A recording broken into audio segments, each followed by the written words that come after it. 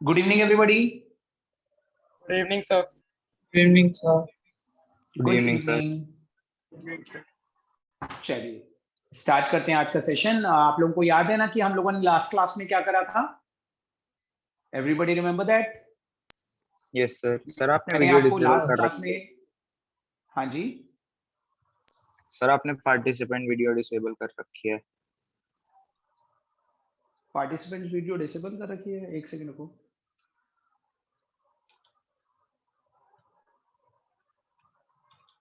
Good evening sir.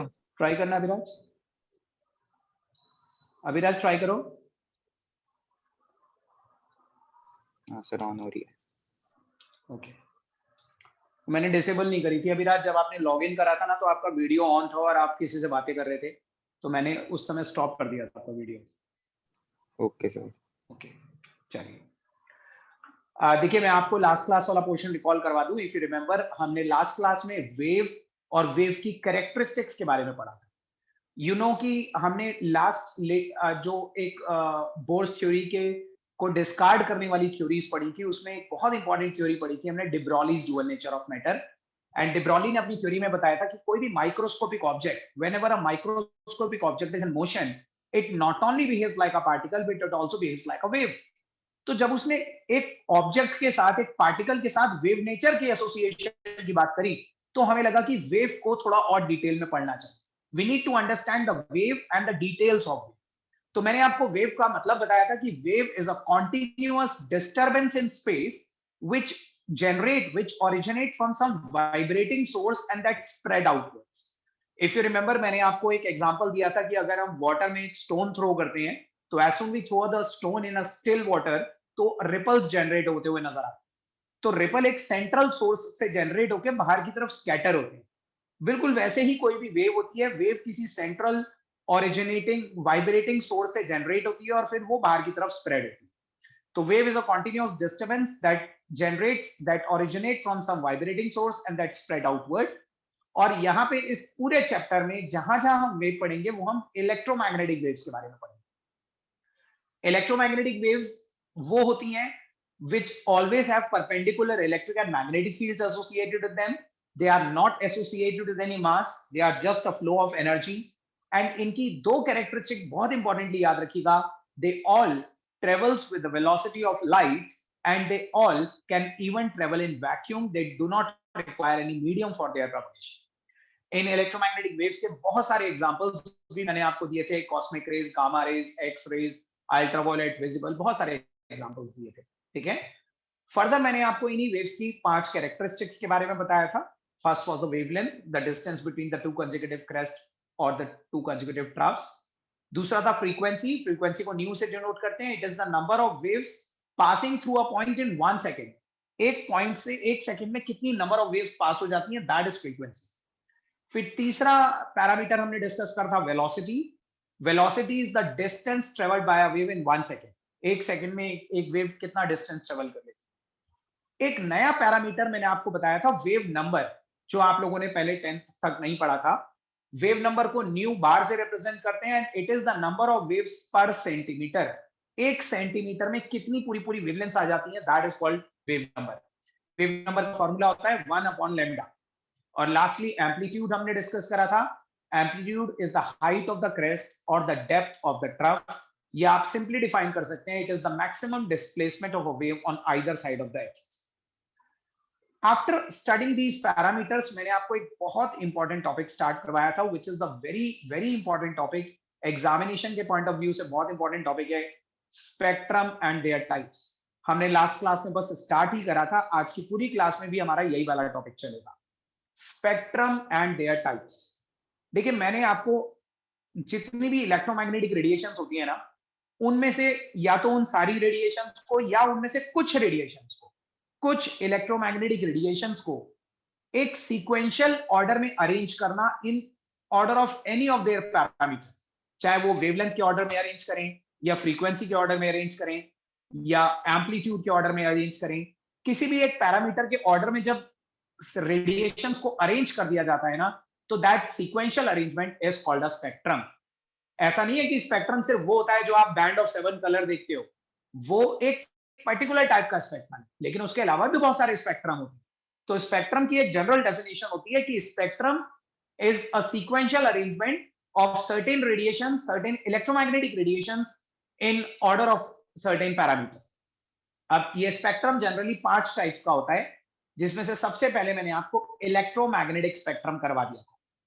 So let me ask somebody, देखते हैं आप लोगों को मालूम है कि नहीं, किसका कैमरा ऑन है उससे पूछता हूं। मनन, आप बताइए व्हाट इज इलेक्ट्रोमैग्नेटिक स्पेक्ट्रम। मनन, क्या होता है इलेक्ट्रोमैग्नेटिक स्पेक्ट्रम, मालूम है आपको? तो जिसमें इलेक्ट्रोमैग्नेटिक वेव्स ट्रैवल कर सकते हैं। जिसमें इलेक्ट्रोमैग्नेटिक वेव्स ट्रैवल कर सकते हैं। नहीं मनन, इलेक्ट्रोमैग्नेटिक स्पेक्ट्रम मैंने क्या बताया था, आप रिवाइज नहीं करते हो मनन, इसका मतलब याद नहीं है? मैंने लिखवा भी दिया था और मैंने ड्रॉ भी करवा दिया था इलेक्ट्रोमैग्नेटिक स्पेक्ट्रम आपको। सोना आप बताइए। Yes, sir. The increasing order electromagnetic of waves and decreasing order of frequency होता है। किस चीज का Increasing order of wavelength and decreasing radiations का। कौन सी रेडिएशन, पूरा बताओ ना। मैंने आपको बताया था electromagnetic spectrum.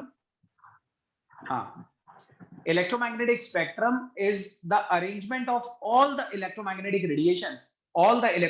radiations in either increasing order of their wavelength or decreasing order of their frequency.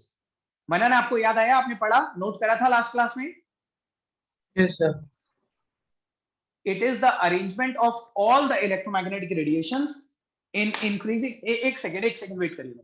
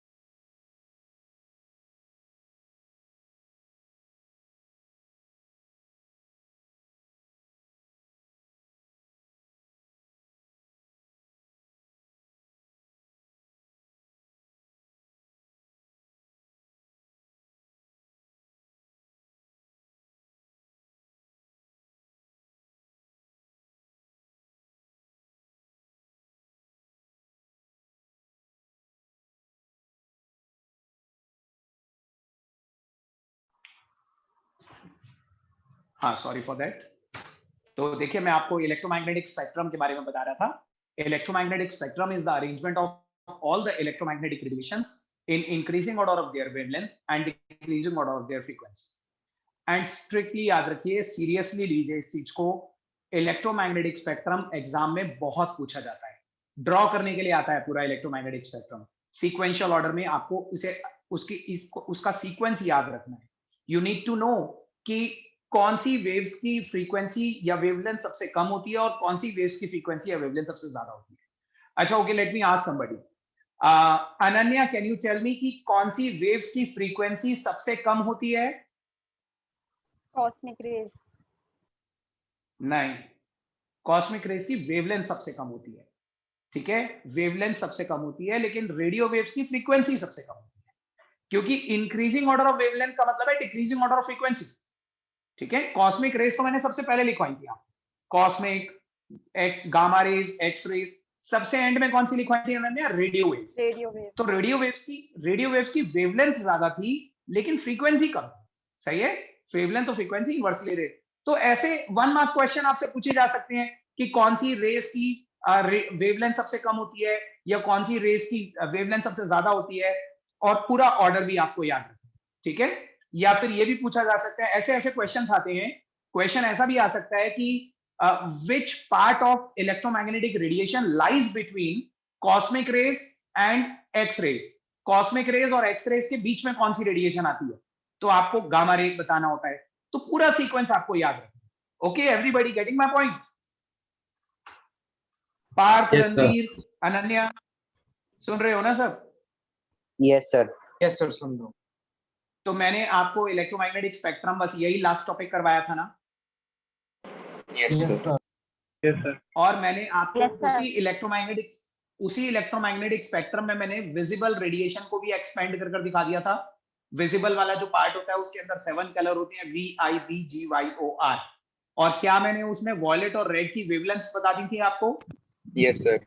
Yes sir. 3800 angstrom से 7600 एंगस्ट्रॉम। 76 3800 से 7600 यही लिखाई थी ना। तो आपसे देखो, मान लो आपसे एग्जाम में 1 मार्क क्वेश्चन पूछा जाता है कि what is the lowest wavelength that can be perceived by our eyes. हम अपनी आईज से लोएस्ट वेवलेंथ कौन सी परसीव कर सकते हैं, तो आप बोलेंगे 3600 एंगस्ट्रॉम।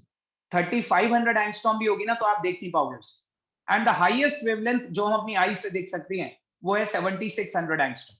7600 एंगस्ट्रॉम रेड कलर की होती है। उससे ऊपर की अगर वेवलेंथ आ गई तो आप उसे अपनी नेकेड आई से देख नहीं पाओगे। समझ रहे हैं? तो वो रेंज याद रखिएगा, 3800 angstrom to 7600 angstrom. This is the range that we can perceive from our eyes. Okay, ये याद रखिएगा। अब देखिए, now let us move on to the second type of spectrum. दूसरे स्पेक्ट्रम पे मूव करते हैं, कॉन्टिन्यूअस स्पेक्ट्रम। एक हेडिंग डालिए।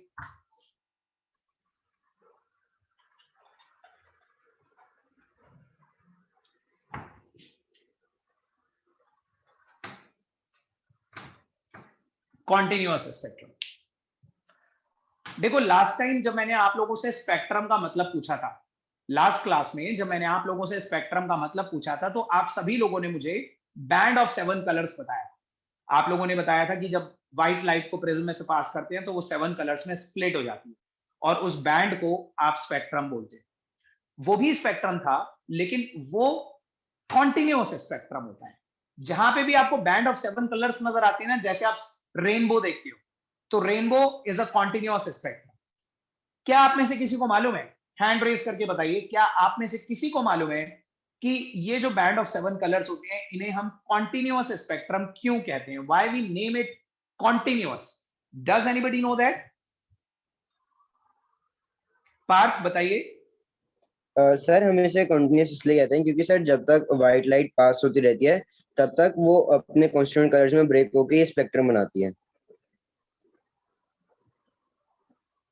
नहीं पार्थ, मुझे समझ में नहीं आया और ये आंसर भी गलत था। देखो मैं बताता हूं आपको, कॉन्टिन्यूअस क्यों बोलते हैं मैं उसका रीजन बताऊंगा। पहले आप देखो, let this be a prism. ये सपोज कीजिए एक प्रिज्म है, और इस प्रिज्म में से हम व्हाइट लाइट पास करते हैं। This is the white light. White light को जैसे ही आप प्रिज्म में से पास करेंगे तो that would be splitted into the band of 7 colours. वो 7 कलर्स के बैंड में स्प्लिट हो जाती है, जो होते हैं VIBGYOR। ठीक है, और ये आपको याद रखना है कि जिस कलर की वेवलेंथ सबसे कम होती है वो सबसे ज्यादा बेंडिंग एग्जिबिट करता है, सबसे ज्यादा बेंड होता है। तो वॉयलेट कलर आपको सबसे नीचे की तरफ मिलेगा और रेड कलर ऊपर मिलेगा, जिसकी वेवलेंथ ज्यादा होती है वो कम बेंड होता है। सही है? So when a beam of white light is pass through a prism, then it splits into the band of 7 colour, और उसी बैंड ऑफ 7 कलर को जब स्क्रीन के ऊपर ऑब्जर्व करा जाता है तो हमें मिलता है कॉन्टिन्यूअस स्पेक्ट्रम। इसे कॉन्टिन्यूअस स्पेक्ट्रम क्यों बोलते हैं वो सुनिए। अभी मैं लिखवाऊंगा सर इसके बारे में, पहले ओरली सुनिए।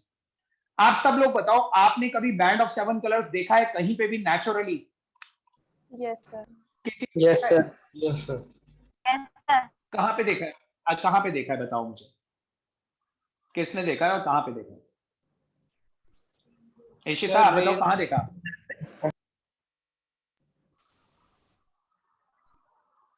इशिता आपका माइक ऑडिबल नहीं है। अदिति आपने देखा है बैंड ऑफ 7 कलर्स में या सिर्फ पढ़ा है इसके बारे में? Yes sir, rainbow formation. Rainbow देखा है आपने? आप में से सभी लोगों ने रेनबो देखा है?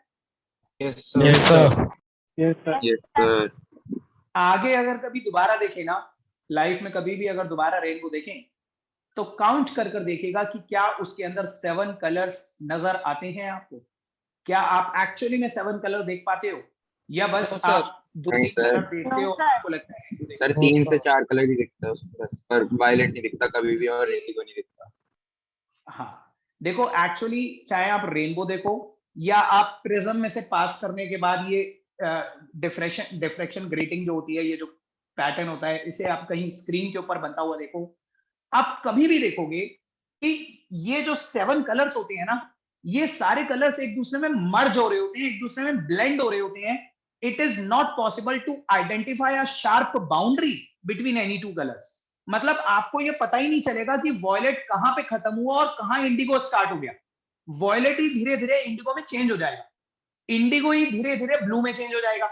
एक कलर ग्रेजुअली दूसरे में चेंज हो जाता है और उन दोनों कलर्स के बीच में एक शार्प बाउंड्री, एक लाइन ऑफ सेपरेशन आइडेंटिफाई करना आपके लिए पॉसिबल नहीं होगा। ठीक है, आप बता ही नहीं सकते कि यहां इस लाइन के अक्रॉस वॉयलेट है और इसके अक्रॉस इंडिगो है। एक लाइन ऑफ सेपरेशन आपको नजर नहीं आएगी किसी भी दो कलर्स के बीच में। हर कलर कॉन्टिन्यूएशन में दूसरे कलर में कन्वर्ट हो जाता है, हर कलर ब्लेंड होता हुआ दूसरे कलर में कन्वर्ट हो जाता है। There is no sharp boundary between any two colours and that's why we call it a continuous spectrum because all the colors are in continuity with one another without any sharp boundary between them. अगर आप इन 7 colour के sketch pen ले लो, just example दे रहा हूं, अगर आप इन 7 colours के sketch pen ले लो और एक पेपर पे स्केच बनाओ, पहले वॉयलेट फिर इंडिगो फिर ब्लू, तो आप उनके बीच में एक शार्प बाउंड्री देख पाओगे। लेकिन नेचुरली जब ये स्पेक्ट्रम कहीं बनता है ना, तो वॉयलेट और इंडिगो के बीच में एक शार्प बाउंड्री नहीं होती, इंडिगो और ब्लू के बीच में भी कोई शार्प बाउंड्री नहीं होती, किसी भी 7 कलर्स के बीच में एक शार्प बाउंड्री नहीं होती। आपको पता ही नहीं चलेगा कि लाइन ऑफ सेपरेशन कहां है, हर कलर दूसरे में ग्रेजुअली कन्वर्ट हो जाएगा, आपको एक दूसरे में मर्ज होते हुए नजर आएंगे कलर। और क्योंकि सारे कलर एक दूसरे के कॉन्टिन्यूएशन में चलते हैं, they are almost blending into one another, that's why we call it a continuous spectrum. तो सब लोग बताइए, हम स्पेक्ट्रम ऑफ व्हाइट लाइट को कॉन्टिन्यूअस स्पेक्ट्रम क्यों बोलते हैं? क्या आपको ये बात समझ में आई? Yes sir. Yes sir. Parth आपको क्लियर हो गया ना कॉन्टिन्यूअस क्यों बोलते हैं? पार्थ चलिए लिखिए इसके बारे में, शायद पार्थ है नहीं। यस आप सर। इसके बारे में लिखो। ओके पार्थ, कॉन्टिन्यूअस स्पेक्ट्रम के बारे में लिखिए। When a beam of white light, when a beam of white light is passed through a prism, when a beam of white light is passed through a prism,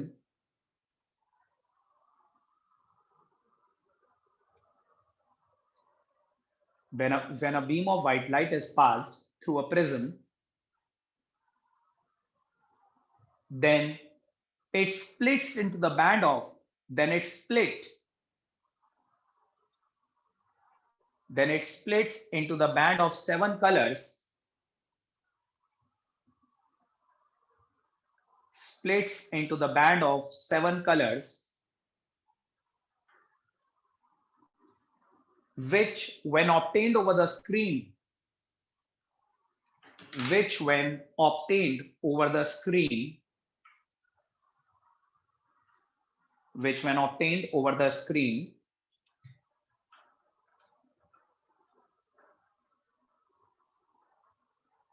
forms a continuous spectrum, which when obtained over the screen forms a continuous spectrum,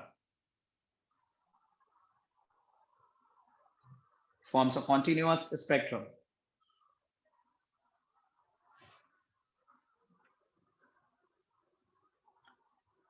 Further लिखे next line में, the continuous spectrum is so called, the continuous spectrum is so called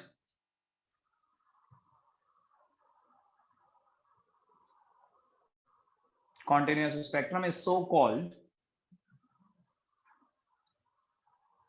since in it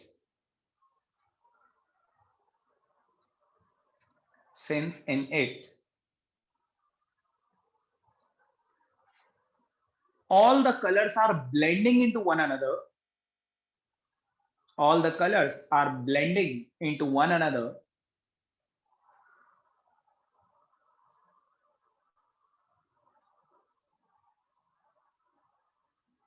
and it is not possible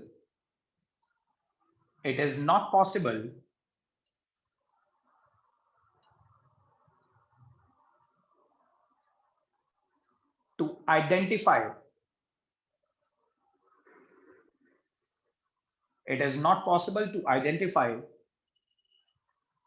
a sharp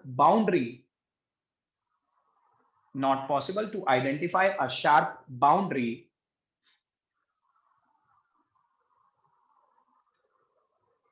between any two colors. Not possible to identify a sharp boundary between any two colors.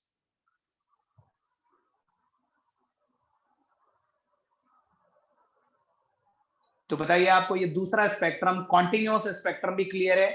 इससे related बस exam में हाँ बोलो sir, एक बार इसे repeat कर देंगे call के बाद?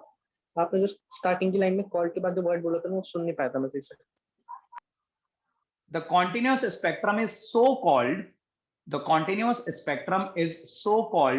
since in it all the 7 colors are blending into one another. लिख लिया? Yes sir. ठीक है, आप सब लोगों को कॉन्टिन्यूअस स्पेक्ट्रम का मतलब समझ में आ गया ना? व्हाइट लाइट का जो स्पेक्ट्रम होता है उसे कॉन्टिन्यूअस स्पेक्ट्रम बोलते हैं। अब जो मैं आपको तीसरा स्पेक्ट्रम करवाने जा रहा हूं, that is a very important spectrum. वो एक्चुअली 3 स्पेक्ट्रम मैं एक साथ करवाऊंगा। 3 स्पेक्ट्रम अब मैं एक साथ करवाने जा रहा हूं। आप सब लोग एक हेडिंग डालिए, atomic spectrum. Atomic spectrum.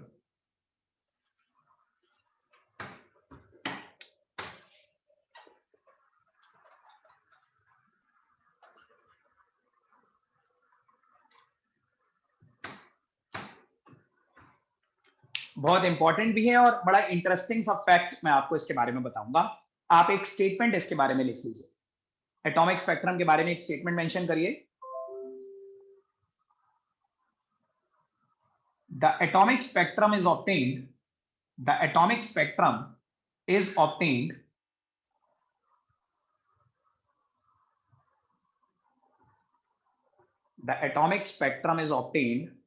as a result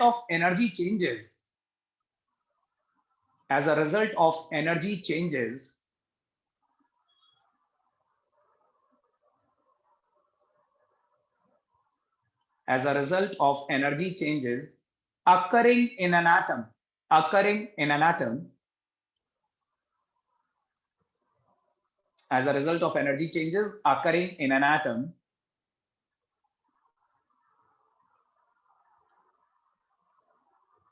during the transmission of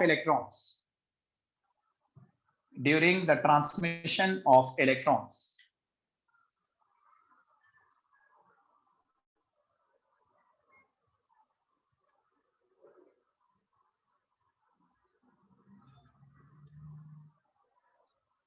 Further, next line में लिखिए, the atomic spectrum is of 2 types. Atomic spectrum is of 2 types.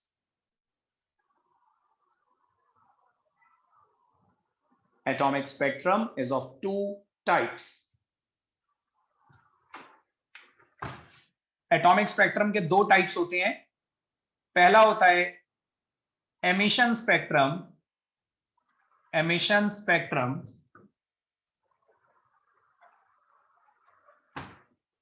और दूसरा होता है absorption spectrum.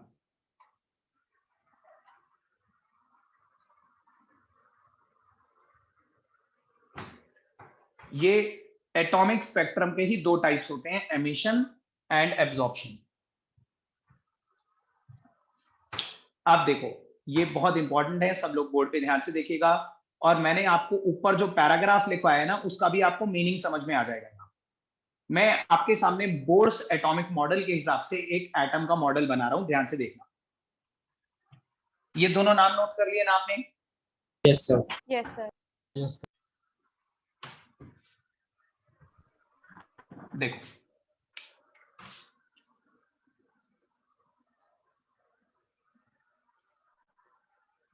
Late this be an atom. Suppose करो ये एक atom है जिसके अंदर डिफरेंट शेल्स आपको दिखाई दे रही हैं और इन शेल्स में इलेक्ट्रॉन रिवॉल्व कर रहे हैं। ठीक है, these are electrons revolving in shells. अब सपोज करो इस एटम में से आपने एक beam of white light pass करी, व्हाइट लाइट। अब आप लोगों को मालूम है ना, white light is a mixture of 7 colours. White light में 7 के 7 कलर्स मिक्स्ड होते हैं। तो अगर आप व्हाइट लाइट पास कर रहे हो तो बेसिकली आप VIBGYOR का एक मिक्सचर पास कर रहे हो। ठीक है, तो कोई एटम है, उस एटम में से आप व्हाइट लाइट पास करते हो। अब जब ये लाइट इसके अंदर जाती है ना, आपको याद है बोर का एक पोस्टुलेट, बोर के पोस्टुलेट में हमने पढ़ा था कि जब हम इलेक्ट्रॉन को एनर्जी देते हैं तो इलेक्ट्रॉन अपनी प्रेजेंट शेल से किसी हायर शेल पे एक्साइट हो जाता है। ठीक है, तो वो ध्यान से देखिएगा। सपोज करो ये मिक्सचर ऑफ 7 कलर्स हम इस एटम में से पास कर रहे थे, और जब ये लाइट इस एटम के अंदर से पास हो रही थी ना, तो सपोज करो इस इलेक्ट्रॉन ने इसमें से VIB को एब्जॉर्ब कर लिया। इस इलेक्ट्रॉन ने, देखो हर इलेक्ट्रॉन की एक टेंडेंसी होती है कि वो अपने ऊपर पड़ने वाली रेडिएशंस में से कुछ रेडिएशंस को एब्जॉर्ब कर लेता है और कुछ को अनएब्जॉर्ब्ड छोड़ देता है। Every material has a property to absorb something and to reflect something. हर चीज आप बता सकते हो आपको ये कैप रेड कलर की क्यों नजर आ रही है? Can anybody tell me आपको ये रेड क्यों नजर आ रहा है? आ रहा है ना नजर? क्योंकि सर ये रेड लाइट एब्सॉर्ब करती है। सर ये रेड कलर क्योंकि जब इस पर व्हाइट लाइट पड़ रही है तो उस व्हाइट लाइट में से इसने VIBGYO को तो एब्जॉर्ब कर लिया और रेड को रिफ्लेक्ट कर दिया। ठीक है, ये जिस मटेरियल से बना हुआ है वो रेड एब्जॉर्ब नहीं कर पाता, इसने बाकी सारे कलर एब्जॉर्ब कर लिए लेकिन रेड को रिफ्लेक्ट कर दिया, इसीलिए हमें रेड नजर आ रहा है। समझ रहे हैं? क्या आपको मालूम है ये ब्लैक क्यों नजर आ रहा है? ये ब्लैक इसलिए नजर आ रहा है क्योंकि इसने सब कुछ एब्जॉर्ब कर दिया, कुछ रिफ्लेक्ट नहीं करा। इसने सब कुछ एब्जॉर्ब कर दिया। VIBGYOR, all the colors are absorbed by this, nothing is reflected and that's why हमें ये ब्लैक नजर आ रहा है। कोई चीज व्हाइट क्यों नजर आती है? व्हाइट तब नजर आती है जब वो सारी की सारी रेडिएशंस को रिफ्लेक्ट कर देती है। इसने कुछ एब्जॉर्ब नहीं करा, इसने VIBGYOR सारे रिफ्लेक्ट कर दिए। व्हाइट पड़ी और व्हाइट ही रिफ्लेक्ट हो गई तो हमें व्हाइट नजर आने लगा।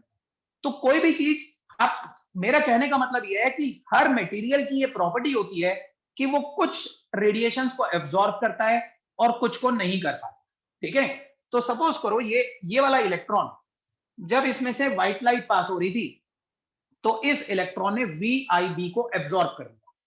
क्या एब्जॉर्ब कर लिया इसने? दोबारा बताना। VIB। ठीक है, अब VIB को जैसे इसने एब्जॉर्ब करा तो ये इलेक्ट्रॉन किसी हायर शेल पे एक्साइट हो गया। हमें पता है कि जब इलेक्ट्रॉन को कुछ एनर्जी मिल जाती है तो वो ऊपर वाली शेल पे चला जाता है। तो इसने, मैं यहां पे लिख देता हूं, इसने VIB एब्जॉर्ब कर लिया और उसकी वजह से ये ऊपर चला। अच्छा, जब ये वाली जो लाइट है इसमें से ट्रांसमिट होकर दूसरी तरफ से निकलेगी, ये वाली जो व्हाइट लाइट है जब इस एटम में से ट्रांसमिट होकर दूसरी तरफ से निकलेगी और इस लाइट को आप स्क्रीन के ऊपर ऑब्जर्व करोगे, ये जो ट्रांसमिटेड लाइट है जो एटम में से आर पार होकर निकलेगी ना, उसे बोलेंगे ट्रांसमिटेड लाइट। Transmitted light. जब आप इस ट्रांसमिट होने वाली लाइट को स्क्रीन के ऊपर ऑब्जर्व करेंगे तो आपको उसमें GYOR नजर आएगा लेकिन VIB नजर नहीं आएगा क्योंकि VIB तो अंदर ही रह गया। ठीक है, VIB के कॉरस्पॉन्डिंग आपको एक डार्क बैंड नजर आएगा, VIB के कॉरस्पॉन्डिंग खाली जगह नजर आएगी, GYOR नजर आएगा क्योंकि GYOR अंदर एब्जॉर्ब नहीं हुआ था तो वो बाहर निकल कर आ गया। समझ रहे हो आप इस चीज को? तो जब हमने इसमें से 7 कलर पास करे तो उन 7 कलर्स में से 3 कलर एटम इलेक्ट्रॉन ने एब्जॉर्ब कर लिए, बाकी को ट्रांसमिट कर दिया। ट्रांसमिटेड लाइट को जब हमने स्क्रीन के ऊपर ऑब्जर्व करा तो उसमें हमें वीआईबी नजर नहीं आएगा, वीआईबी के कॉरस्पॉन्डिंग एक डार्क बैंड नजर आएगा, ठीक है, क्योंकि वो अंदर ही रह गए, हमें सिर्फ GYOR नजर आएगा। ये जो ट्रांसमिटेड लाइट से बनने वाला स्पेक्ट्रम है ना, जिसमें आपको एब्जॉर्ब्ड रेडिएशन नजर नहीं आती, ट्रांसमिटेड रेडिएशन नजर आती है, इस स्पेक्ट्रम को बोलते हैं एब्जॉर्प्शन स्पेक्ट्रम। ये तो है एब्जॉर्प्शन स्पेक्ट्रम।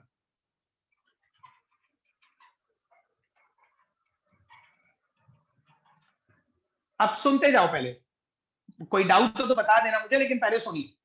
तो इसमें से वीआईबी तो अंदर ही एब्जॉर्ब हो गया, GYOR ट्रांसमिट होकर निकल गया, और उस ट्रांसमिटेड लाइट को जब हमने स्क्रीन पे ऑब्जर्व करा तो हमें वीआईबी के कॉरस्पॉन्डिंग एक डार्क बैंड नजर आएगा, क्योंकि वो अंदर ही रह गया।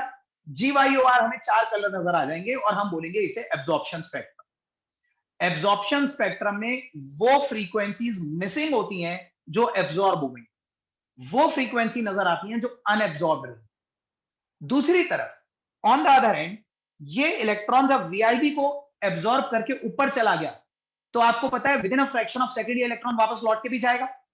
With in a fraction of second this electron will return back to its ground state, और जब ये इलेक्ट्रॉन वापस रिटर्न बैक करेगा तो ये उसी वीआईबी को रिलीज भी कर देगा।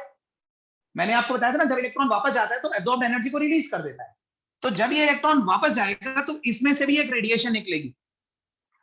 वापस जाते वक्त ये एक रेडिएशन हिट करेगा, उस रेडिएशन में आपको VIB नजर आएगा, लेकिन GYOR के कॉरस्पॉन्डिंग एक डार्क बैंड नजर आएगा, क्योंकि GYOR तो पहले ही बाहर निकल गया। आप समझ रहे हो मेरी बात? एक बार फिर से सुनो, कंफ्यूज नहीं होना, this is a very important.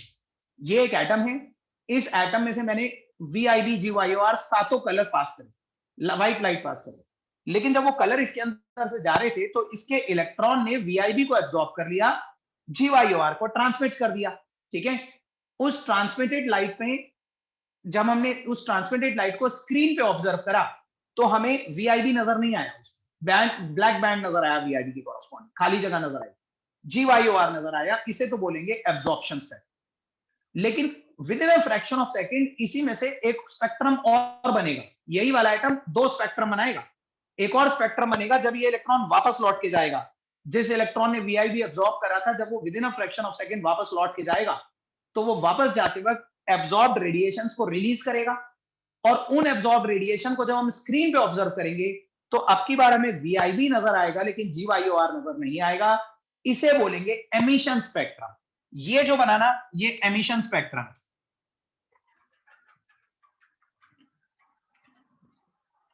Emission spectrum बनता है एमिटेड लाइट से। एमिटेड लाइट, देखो एक होती है ट्रांसमिटेड लाइट और एक होती है एमिटेड लाइट। ट्रांसमिटेड लाइट तो वो है जो अनएब्जॉर्ब्ड बाहर निकल गई, और एमिटेड लाइट वो है जो पहले एब्जॉर्ब हुई और फिर थोड़ी देर में निकली। समझ रहे हैं? मैं इसको थ्योरेटिकली लिखाऊंगा, लेकिन क्या आप सब लोगों को एब्जॉर्प्शन स्पेक्ट्रम और एमिशन स्पेक्ट्रम का कॉन्सेप्ट समझ में आया? Yes sir. Yes sir, yes sir, yes sir. I hope सबको अच्छी तरह क्लियर है।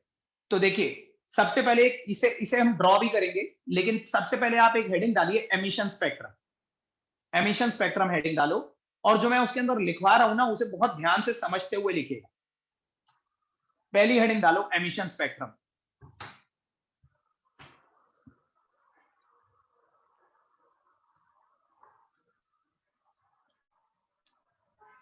इशिता, मुझे आपका क्वेश्चन नहीं समझ में आया। बोथ वर्क मतलब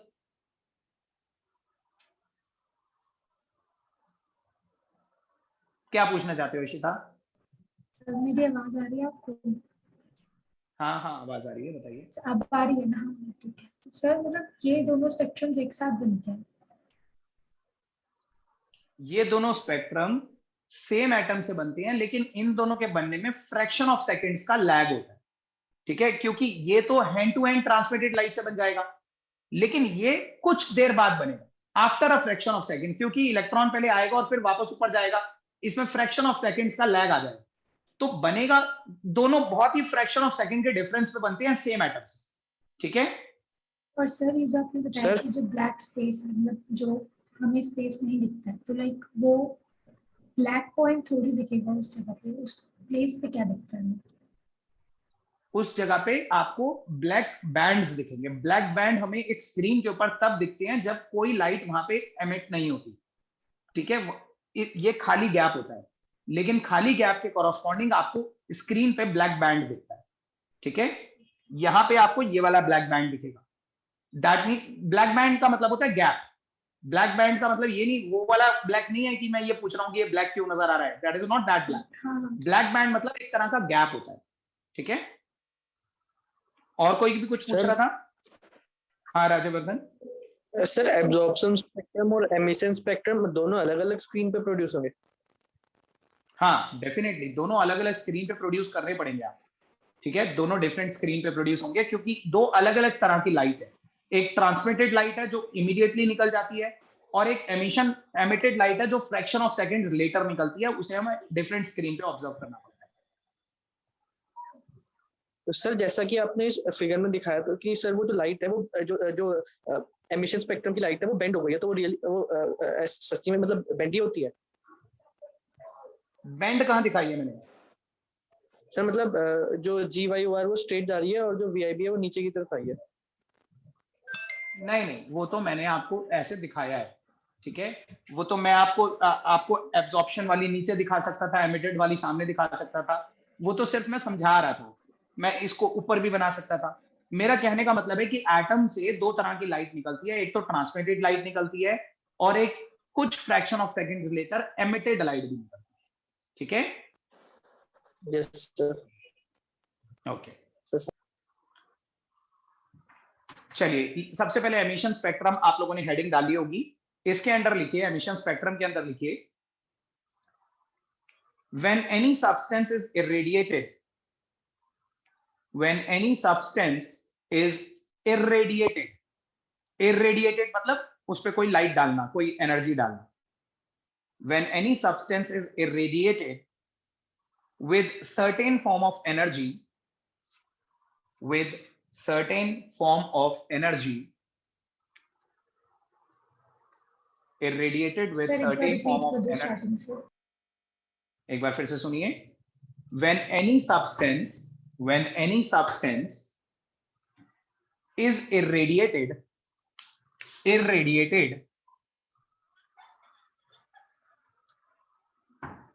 when any substance is irradiated with certain form of energy,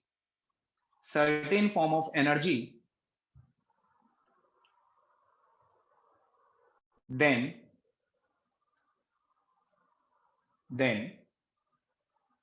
the electrons of that substance,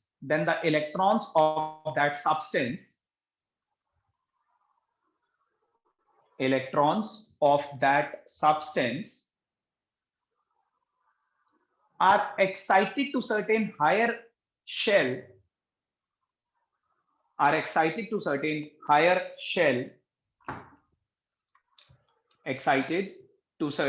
higher shell by absorbing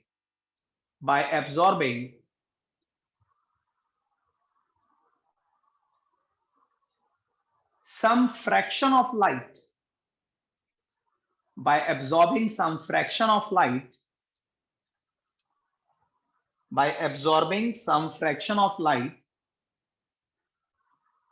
from the incident radiation,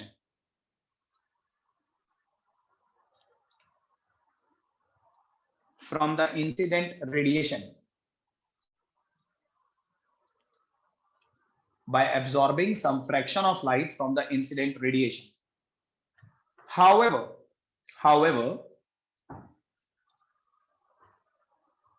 when these excited electrons returns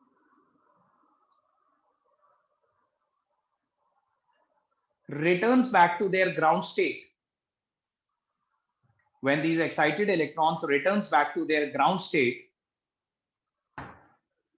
returns back to their ground state, then they release the absorbed energy,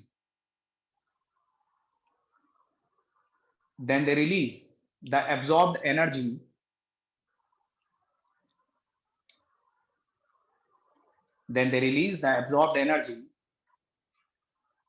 in the form of radiations. Then they release the absorbed energy in the form of radiations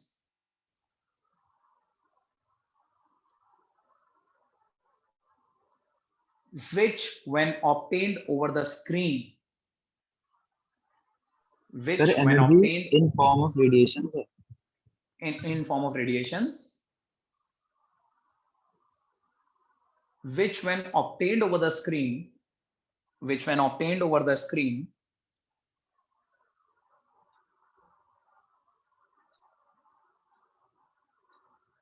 produce an emission spectrum. Produce an emission spectrum. Produce an emission spectrum.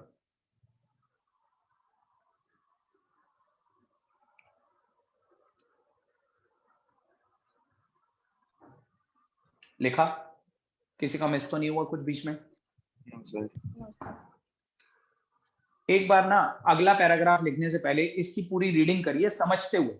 आप एक बार पढ़कर देखो कि जो मैंने लिखा है वो आपको समझ में आ रहा है कि नहीं। जस्ट रीड इट, और अगर कोई लैंग्वेज नहीं समझ में आ रही तो मुझे बताइए।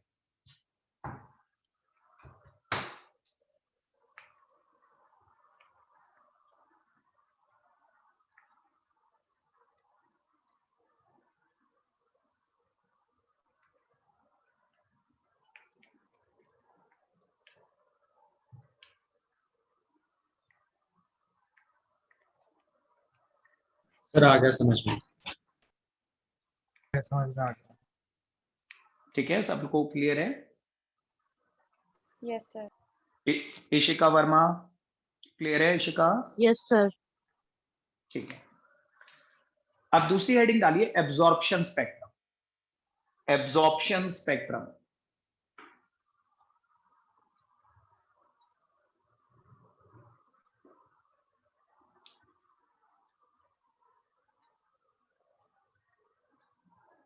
This type of spectrum is always obtained. This type of spectrum is always obtained. Is always obtained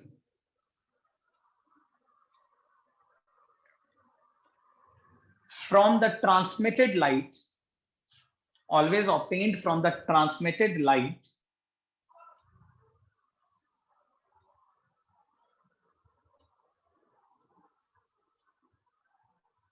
and it contain only those frequencies. It contain only those frequencies. It contain only those frequencies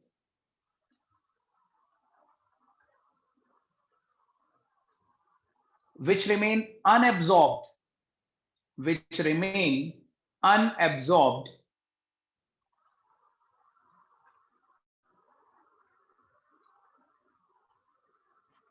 which remain unabsorbed by the electrons, which remain unabsorbed by the electrons.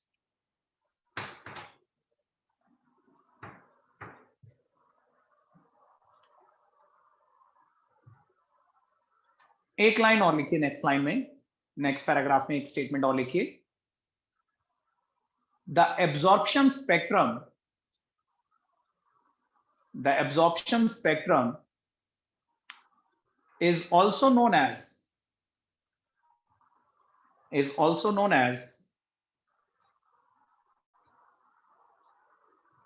the photographic negative, is also known as the photographic negative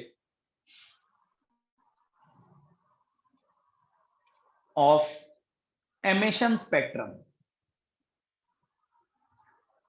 Photographic negative of emission spectrum.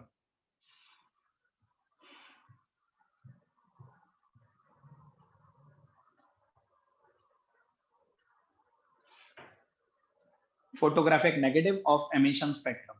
लिखा? Yes sir. देखो, photographic negative से हमारा मतलब है कि ये दोनों spectrum एकदम अपोजिट होते हैं एक दूसरे के। जो कलर इसमें होते हैं वो इसमें नहीं होते, और जो इसमें होते हैं वो इसमें नहीं होते। जैसे नेगेटिव और पॉजिटिव एक दूसरे के अपोजिट होते हैं, बिल्कुल वैसे ही हम बोल रहे हैं कि ये इसका एक फोटोग्राफिक नेगेटिव है, ठीक है। अगर ये एक स्पेक्ट्रम है तो इसका एग्जैक्टली अपोजिट स्पेक्ट्रम ये होगा, जो फ्रीक्वेंसीज इसमें होंगी वो इसमें नहीं होंगी, और जो इसमें होंगी वो इसमें नहीं। अब आप ये ड्रॉ भी कर लो। Sir, हाँ जी, sir, emission spectrum is also the photographic negative of absorption spectrum. हाँ, मतलब हम उसको बोलते हैं एक्चुअली एमिशन स्पेक्ट्रम में हमें वो कलर्स नजर आ रहे हैं जो एमिट होते हुए निकले, और है तो दोनों एक दूसरे के अपोजिट। और ये आपकी बात बिल्कुल सही है वंश, दोनों स्पेक्ट्रम एक दूसरे के अपोजिट हैं, बट एक्चुअली जो हम फोटोग्राफिक नेगेटिव नाम देते हैं वो इसको देते हैं। मैं आपको और क्लियरली बता देता हूं कि फोटोग्राफिक नेगेटिव क्यों बोलते हैं। आप लोगों को समझना थोड़ा मुश्किल होगा, क्योंकि आप लोगों ने हमेशा अपनी लाइफ में शायद डिजिटल कैमरेज ही देखे होंगे।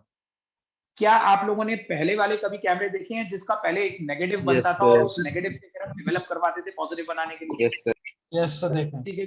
शायद घर में पुरानी एल्बम में कोई नेगेटिव पड़ा हो, आप नेगेटिव कभी देखोगे ना, किसी फेस का नेगेटिव अगर आप देखोगे तो उसमें चेहरे का कलर, फेस का कलर तो आपको ब्लैक नजर आएगा और हेयर्स का कलर आपको व्हाइट नजर आएगा नेगेटिव में। नेगेटिव, फिर उस नेगेटिव से जब हम पॉजिटिव डेवलप करवाते थे ना, फोटोग्राफर के पास जब उसे डेवलप करवाते थे तो उसमें कलर रिवर्स हो जाता। तो नेगेटिव और पॉजिटिव में कलर कॉम्बिनेशन उल्टा हो जाता, इन्वर्टेड इमेज बनती है पहले कैमरे के अंदर, फिर उस इन्वर्टेड इमेज से हम सर पॉजिटिव फोन में भी इन्वर्टेड कलर का ऑप्शन होता है, सारे कलर उल्टे हो जाते हैं। हाँ, एग्जैक्टली वही वाला।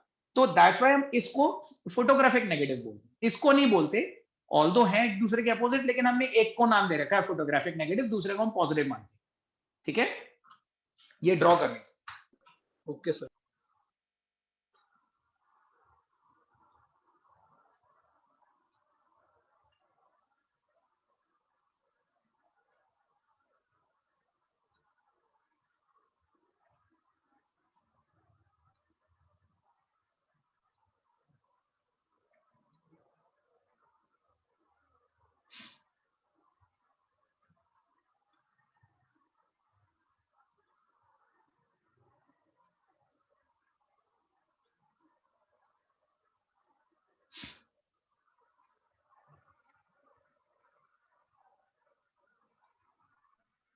ड्रॉ करके मुझे बताइए, फिर मैं एक और बहुत इंपॉर्टेंट चीज बताता हूँ आपको।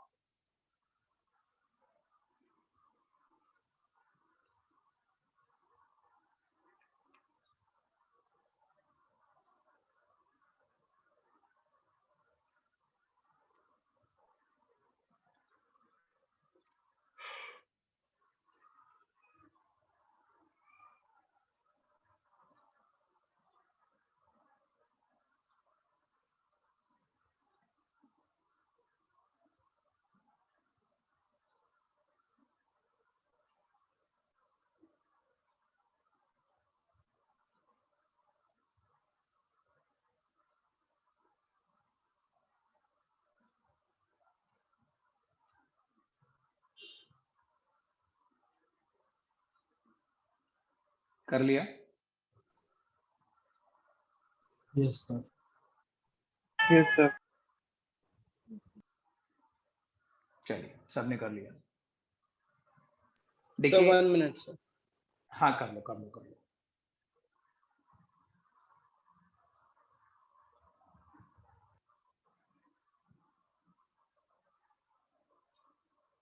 कृष्णा, समझ में आ गया सब कुछ यहाँ तक? Krishna, Yes, sir.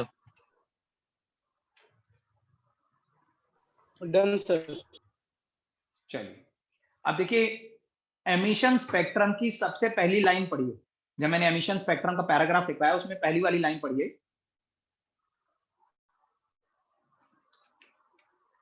मैंने आपको लिखवाया, when any substance is irradiated with some form of energy, any substance is irradiated with some form of energy.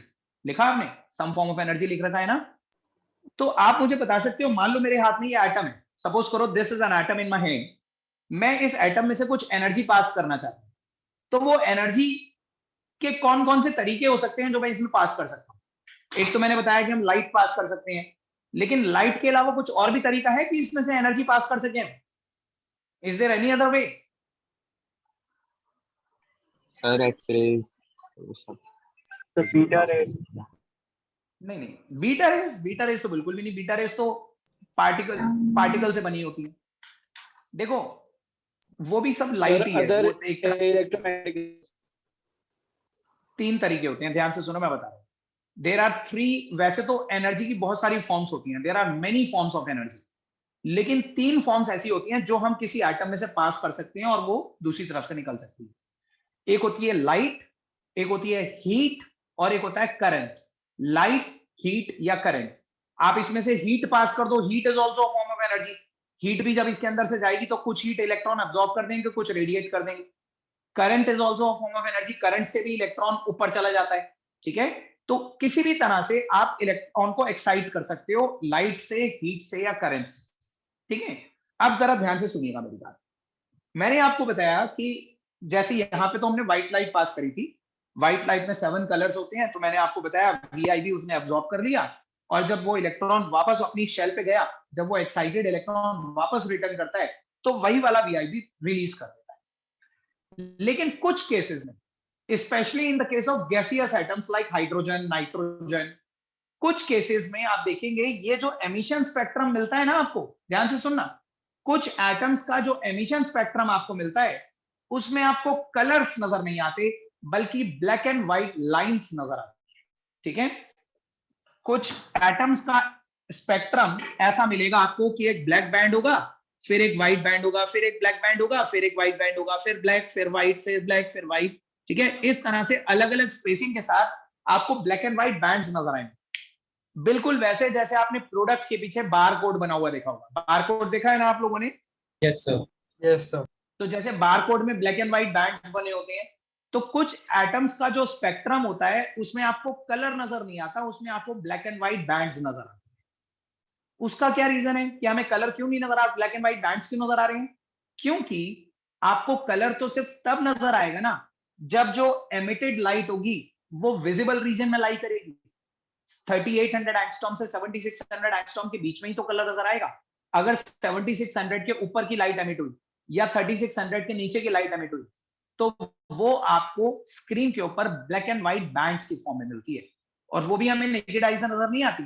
उसके लिए एक इंस्ट्रूमेंट होता है स्पेक्ट्रोमीटर, उस स्पेक्ट्रोमीटर से हम उसे स्क्रीन पे बनाते हैं तो हमें ब्लैक एंड व्हाइट बैंड्स नजर आते हैं। तो ये याद रखिएगा, कुछ केसेस में, मैं अभी सारी डिटेल लिखवाऊंगा, लेकिन कुछ गैसियस एटम्स ऐसे होते हैं जिनके एमिशन स्पेक्ट्रम में आपको कलर ना नजर आके ब्लैक एंड व्हाइट लाइंस नजर आती हैं। अगर आपको ब्लैक एंड व्हाइट लाइंस नजर आएंगी तो हम उस स्पेक्ट्रम को बोलेंगे लाइन स्पेक्ट्रम। एमिशन स्पेक्ट्रम का ही एक टाइप है लाइन स्पेक्ट्रम। एमिशन स्पेक्ट्रम हम तब नाम देते हैं जब हमें कलर नजर आता है, लेकिन अगर उसमें कलर की जगह ब्लैक एंड व्हाइट लाइंस नजर आती हैं तो हम उसी एमिशन स्पेक्ट्रम का नाम बदल के लाइन स्पेक्ट्रम रख देते हैं। समझ रहे हैं मेरी बात या नहीं? Yes sir. Yes, sir. Ishita कोई डाउट है? सर एक बार रिपीट कर दीजिए। देखो एक बार फिर से सुनिए। आपको पता है कि हमारी आईज 3800 एंगस्ट्रॉम से 7600 एंगस्ट्रॉम के बीच की रेडिएशंस परसीव कर सकती है in the form of colour. VIB, GYR, ये तो हमारी आईज परसीव कर सकती है। लेकिन अगर अल्ट्रावायलेट रेडिएशन में लाइट निकलती है, या इंफ्रारेड में लाइट निकलती है, या एक्स-रेज की रेंज में निकलती है, तो वो हमें नजर नहीं आएगी ना, ठीक है। तो कुछ एटम्स ऐसे होते हैं जब वो एमिटेड लाइट रिलीज करते हैं ना स्क्रीन के ऊपर, जब उनका एमिशन स्पेक्ट्रम ऑब्टेन करते हैं, तो आपको कलर नहीं नजर आते बल्कि ब्लैक एंड व्हाइट बैंड्स नजर आते हैं। ब्लैक बैंड होगा, फिर एक स्पेस होगा, फिर व्हाइट, फिर एक और ब्लैक बैंड होगा, फिर एक स्पेस होगा, फिर एक और ब्लैक बैंड होगा। तो वो जो स्पेस है ना, दो ब्लैक बैंड्स के बीच में जो स्पेस है, उसी को हम व्हाइट बैंड बोलते हैं। तो black band, white band, black band, white band, इस तरह से नजर आती है। अब ये कलर क्यों नहीं नजर आ रहे? क्योंकि इनकी जो वेवलेंथ है वो हमारी आईज परसीव नहीं कर पा रही, ठीक है। ये या तो 3800 एंगस्ट्रॉम से कम के होंगे या 7600 एंगस्ट्रॉम से ज्यादा के होंगे, ठीक है। और इन्हें हम स्पेक्ट्रोमीटर से ब्लैक एंड व्हाइट बैंड्स की फॉर्म में स्क्रीन के ऊपर ऑब्जर्व करते हैं। है ये एमिशन स्पेक्ट्रम, ये भी एमिशन स्पेक्ट्रम ही है, क्योंकि इलेक्ट्रॉन ने वापस जाते वक्त जो लाइट एमिट करी उसी से बनाई है। But the only thing is that कि वो लाइट विजिबल रीजन में लाई नहीं कर रही, वो किसी और रीजन में लाई कर रही है, जिसकी वजह से हमें कलर नहीं नजर आ रहा, ब्लैक एंड व्हाइट बैंड्स नजर आ रहे हैं। तो ऐसे एमिशन स्पेक्ट्रम को हम लाइन स्पेक्ट्रम बोलते हैं। बताओ आपको मेरी बात समझ में आई या मैं डिटेल में दिखाऊंगा अभी? इलेक्ट्रॉन यस सर, आ गया, thank you sir. Yes, sir. Ishita बोलो आप। सर दोबारा कोई बोलो। भी इलेक्ट्रॉन अगर कोई लाइट एब्जॉर्ब करे, जैसे कि इसमें इसने VIB एब्जॉर्ब करी, तो it depends on the frequency और ऑफ द लाइट, कौन सी लाइट कलर की लाइट एब्जॉर्ब करेगा। कौन सी लाइट एब्जॉर्ब करेगा ये एटम की नेचर पे डिपेंड करता है, ये लाइट पे डिपेंड नहीं करता। It depends upon the nature of that atom, the atomic number, the nuclear charge, उन सब चीजों पे डिपेंड करता है। तो सर ऐसे तो बाकी लाइट्स भी एब्जॉर्ब कर सकता है, तो उसमें हाँ, तो तुमको क्यों कुछ भी एब्जॉर्ब करता है। यहाँ तो मैंने इशिता, यहाँ तो मैंने VIB ही पास करा ना, मैंने आपको व्हाइट लाइट पास करी ना, तो अगर मैंने पास ही ये करी है तो इन्हीं में से तो कुछ एब्जॉर्ब करेगा। लेकिन अगर मैं पूरा इलेक्ट्रोमैग्नेटिक स्पेक्ट्रम इसमें से पास कर देता, अगर मैं इसमें पूरा इलेक्ट्रोमैग्नेटिक स्पेक्ट्रम पास कर देता, तो हो सकता है ये अल्ट्रावायलेट एब्जॉर्ब कर लेता, ठीक है, और फिर वापस आते वक्त अल्ट्रावायलेट रिलीज करता, फिर वो हमें नजर नहीं आती, वो हमें ब्लैक एंड व्हाइट बैंड्स की फॉर्म में मिलती। तो मैं आपको यही बता रहा हूँ, ये तो मैंने जस्ट आपको, वो कौन सी एब्जॉर्ब करेगा। इलेक्ट्रॉन की नेचर है, मर्जी नहीं, it actually depends upon the nature of that material, ठीक है। अलग अलग मटेरियल होता है, कुछ प्लास्टिक होती है, कुछ स्टील होती है, कुछ वुड होती है, हर मेटर अलग अलग तरह के कंपोनेंट से बना होता है, सो दैट्स व्हाई उसके इलेक्ट्रॉन्स की नेचर भी अलग अलग होती है, ठीक है। हर चीज एक जैसी फ्रीक्वेंसीज अब्सॉर्ब नहीं करती। कौन सा इलेक्ट्रॉन कितनी फ्रीक्वेंसी अब्सॉर्ब करेगा, ये इस बात पे डिपेंड करता है कि न्यूक्लियस और इलेक्ट्रॉन के बीच में कितना अट्रैक्टिव पुल है, वो कितना आराम से ऊपर जा सकता है या नहीं जा सकता, बहुत सारे फैक्टर्स होते हैं, ठीक है। बट आप इन सिंपल टर्म्स अभी फैक्टर्स पे ध्यान मत दीजिए, आप बस ये याद रखो, it depends upon the nature of the material. अलग अलग मटेरियल की अलग अलग फ्रीक्वेंसीज अब्सॉर्ब करने की टेंडेंसी होती है, ठीक है। और बाकी सब लोगों को भी क्लियर है या कोई डाउट है तो अभी क्लियर कर लीजिए, बताइए। अनन्या, मनन, अभिराज, आदित्य, क्लियर है। क्लियर है। क्लियर है सर। क्लियर है सर। तो अब मैं आपको एमिशन स्पेक्ट्रम के अंडर ही लाइन स्पेक्ट्रम क्या होता है अब वो बता। लाइन स्पेक्ट्रम हेडिंग डालिए।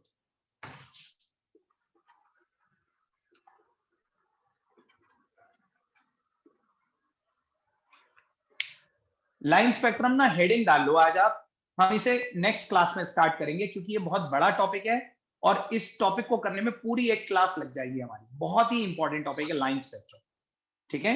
सो will continue this topic in our next class. Okay, thank you sir. Sir ये line spectrum 4 type of spectrum है या स्पेक्ट्रम के अंदर है? ये फोर्थ टाइप ऑफ स्पेक्ट्रम, ये बेसिकली देखो है तो ये उसी एटॉमिक स्पेक्ट्रम का पार्ट, जो मैंने एटॉमिक स्पेक्ट्रम के 2 टाइप्स करवाए थे ना आपको, एब्जॉर्प्शन और एमिशन, तो ये एमिशन स्पेक्ट्रम का ही दूसरा नाम है। It is another name of emission spectrum. अगर एमिशन स्पेक्ट्रम में कलर नहीं नजर आते, ब्लैक एंड व्हाइट लाइंस नजर आती हैं, तो हम उसे लाइन स्पेक्ट्रम बोल देते हैं। लेकिन वैसे तो ये अगला टाइप है ना, मतलब आप नंबरिंग तो 5 ही डालोगे। 5th नंबर का स्पेक्ट्रम, 4th नंबर का स्पेक्ट्रम मैं आपको करवा रहा हूँ। पहला स्पेक्ट्रम मैंने आपको करवाया इलेक्ट्रोमैग्नेटिक स्पेक्ट्रम, दूसरा मैंने आपको करवाया कॉन्टिन्यूअस स्पेक्ट्रम, तीसरा मैंने एटॉमिक स्पेक्ट्रम करवाया, उसके अंदर 2 टाइप्स करवाए। अब आपको 4th करवा रहा हूँ लाइन स्पेक्ट्रम, जो इसी का एक टाइप, ठीक है। Okay sir. चलिए हम नेक्स्ट क्लास में कंटिन्यू करते हैं इसे। Good evening everybody. Good evening sir. Yes, thank you. Good evening sir. Sir ये जो सर बोलो वंश। सर ये जो कंटिन्यूस स्पेक्ट्रम है सर, जैसे रेनबो का एग्जांपल था कि सर उसमें विग्योर आता है सर, तो जो सर डबल रेनबो भी कभी कभी बनता है सर, उसमें जो दूसरा होता है उसमें ऑपोजिट आते हैं, मतलब सर पहले रेड होता है सर, फिर लास्ट में वॉयलेट होता है सर, वो क्यों होता है? Double rainbow is just a reflection because of the particles scattered in the atmosphere. Atmosphere में छोटी छोटी फाइन ड्रॉपलेट्स होती हैं, ड्यू पार्टिकल्स होते हैं, ठीक है। उन ड्यू पार्टिकल्स की वजह से उसी रेनबो का एक रिफ्लेक्शन दिखता है आप, ठीक है। जस्ट इमेजिन करो कि मैं मान लीजिए रेनबो के ऊपर एक मिरर लगा दूं, तो मिरर में आपको नीचे वाले रेनबो का रिफ्लेक्शन दिखेगा, तो रिफ्लेक्शन में आपको जो रेड कलर है वो पहले नजर आएगा ना। Yes sir, yes. तो वो that is just because of the particles scattered in the atmosphere. Atmosphere में कई बार मॉइस्चर बहुत ज्यादा होता है, ड्यू पार्टिकल्स बहुत ज्यादा होते हैं, तो जो नीचे रेनबो बनता है उसी की एक इमेज उसके ऊपर बन जाती है, तो इसलिए हमें रेड पहले नजर आने लगता है एंड सो जैसे एक मिरर लगा दिया आपने नीचे।